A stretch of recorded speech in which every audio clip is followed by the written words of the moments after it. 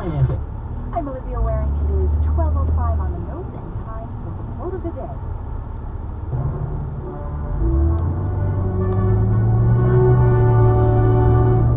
So I gotta confess, I'm something of a chronic procrastinator, so this quote is a little intimidating, but valuable nonetheless.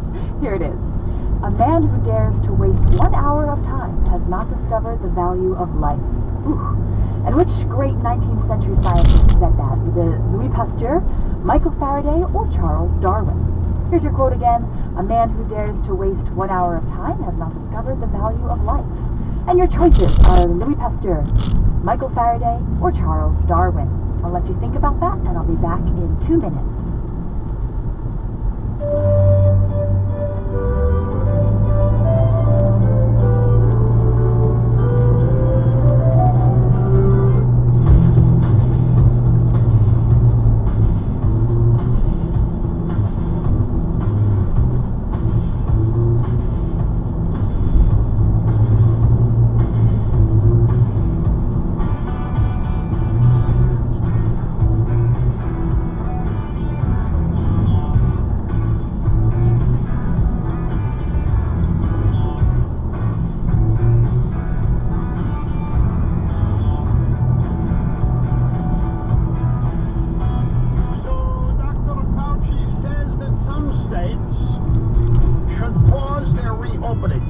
Some states need to shut down again. And then Dr. Fauci said, not maybe shut down, just pause. Pause what? And now, from sunny South Florida, it's Open Line Friday. Oh yeah, Open Line Friday. Been looking forward. I've got to tighten the screw here, folks. This microphone might fall in on the desk. Here we go. Yeah, Open Line Friday, which means that whatever you want to ask about or comment on is fine and dandy. Monday through Thursday, you got to talk about things I care about. And we don't have that rule on Friday. So it's just less restricting, if you will.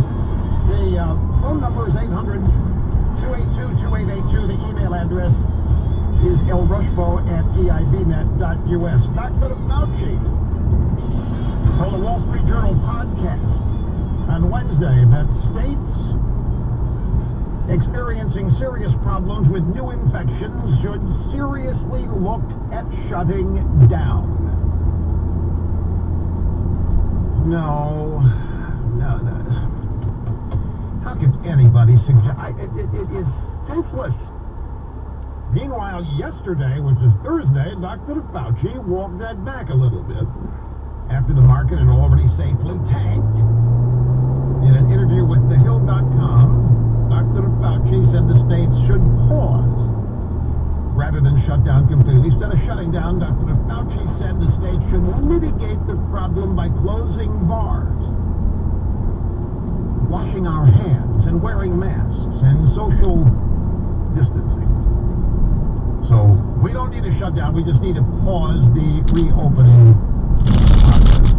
And this kind of stuff that just continues the panic and the lack of understanding about the nature of this problem and how to deal with it.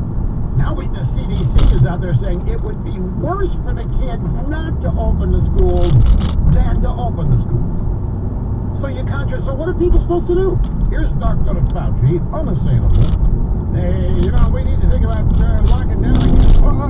No.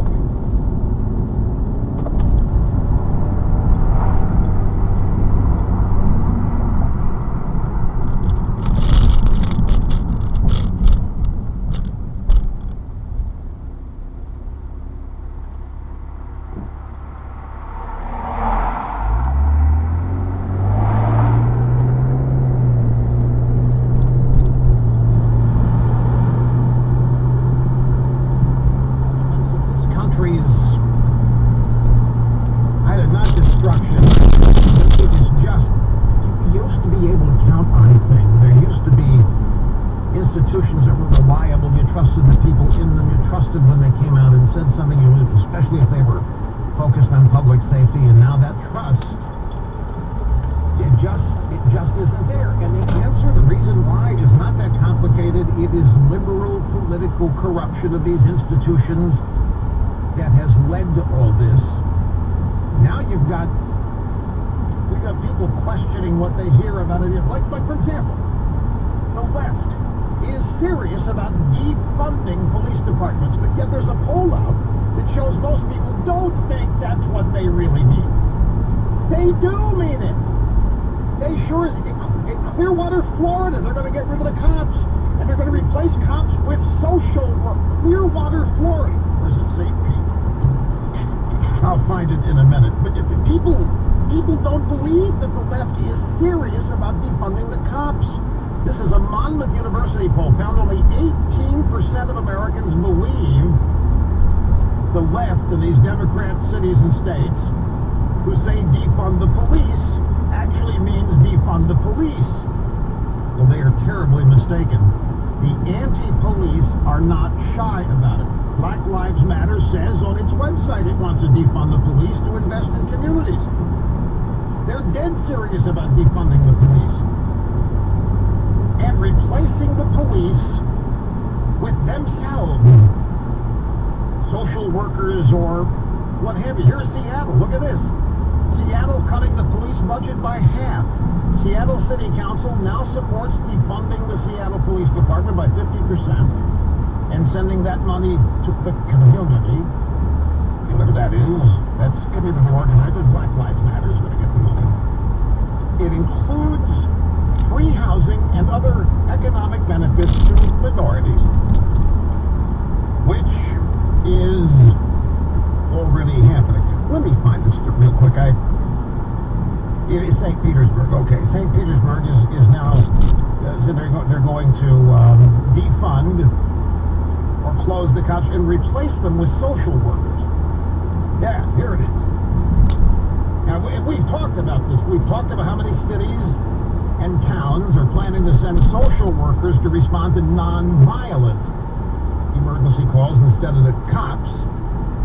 And I have told you, I have warned everybody that this is a way for the left to infiltrate normally conservative police departments with progressives, social workers, left-wing, sandal-wearing, Birkenstock-clad, long-haired, maggot-infested, no underarm deodorant, little socialist daycare workers running into your house pretending to be cops.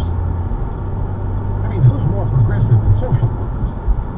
Anyway, now, even St. Petersburg, Florida is going to do it. And never mind that it means social workers are going to have to deal with drug addicts and the mentally ill.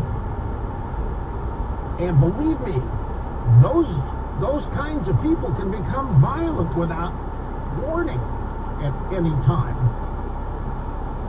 This is going to lead to the death of social workers. It's going to lead to massive lawsuits against cities and towns. Here's the Tampa Bay Times reporting on it. Police in St. Petersburg to step back from non-violent emergency calls. Soon social workers will respond to certain non-violent calls, not police. Social workers will respond to calls in St. Petersburg about people who are intoxicated or who have overdosed, people who are in mental health crises, or people who are suicidal, are homeless. They will get involved with neighbor disputes, disorderly kids, and truants. The social workers will be in regular clothes and they will not be armed. Well, I don't know. This is going to be fun to watch. Oh, of course they're getting a salary increase after defunding the cops. But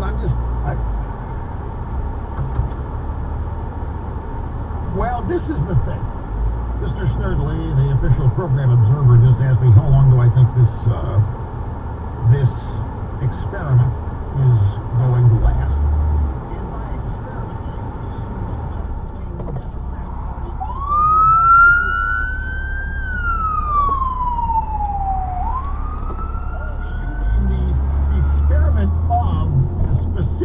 experiment of social workers taking over the role of cops. How long is that going to last?